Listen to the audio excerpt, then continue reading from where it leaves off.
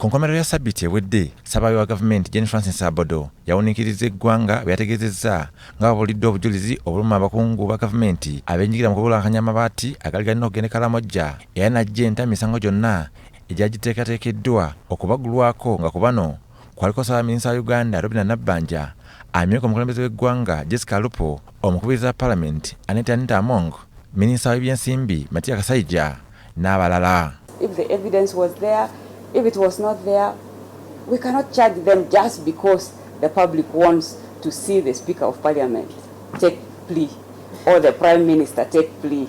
That should not be our wish. I think they should all be treated like Ugandans and the same level of, and that's what we did exactly. Kino kyalese bannayuganda ab'enjawulo nga bawuniikiridde era bangi balowooza nti azinira kontroli za gavumenti okuwala ebiyinza okuddirira.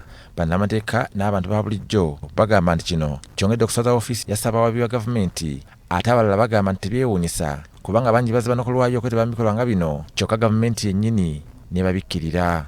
Kyandinyumye nnyo senga abadde agamba nti bano tebaagakozesa oba tebaamanya, naye ye yennyini Ssaabawaabi wa gavumenti agamba nti abamu baagakomyawo, abalala bakkiriza ssente. Kaakati ekyo tekikuggyaako musango, n'okusangibwa n'ebibbe tekikuggyaako musango. Era DPP saagala wabeerewo omuntu avuga nti tewali bujulizi bwabaddewo, nedda byabufuzi.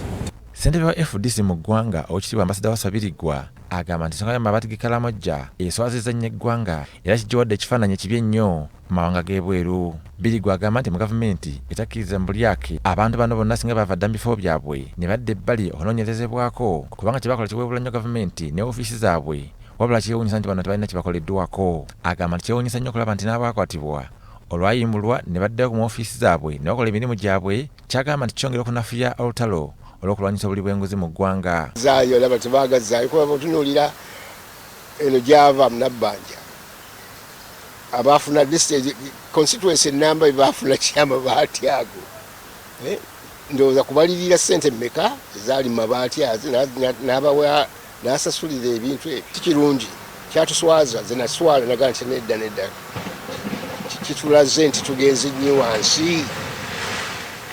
Birirwa ayongerako nti ekyakoleddwa okubaggyako emisango kyabadde kyakulabirako kibi nnyo eri eggwanga naddala omugigi omuto abatendekebwa okwagala eggwanga lyabwe nga bayigira ku bantu abakulu abakulembera mu bifo eby'enjawulo. Nti bye twogerako nga tubagamba temukola kino nemukola tukugamba tubanga ababalimba nga teffe tubikola, naye abakadde baffe abo balina abaana mugezeeko nga bwe musobola okubawa empisa, balage empisa kubanga abatusinga ffe twakula nga tuli baavu naye tetwatuuka ku standards ezo. Ate ye yaliko omulamuzi wa kkooti entukulumu Profesa George Kanyeihamba asabye ebibiina bya Nakyewa okuddukira mu kkooti byokanye ekiwandiiko kya Ssaabawaabi wa gavumenti eky'okuggya emisango ku banene abali mu gavumenti. Kanyeihamba asabye Ssaabawaabi wa gavumenti aveeyo yeetondera eggwanga olw'okusalawo kwe yakoze kwagamba nti tekwabadde mu mazima na bwenkanya eri Abakaramoja. The whole action of the DP is chaotic.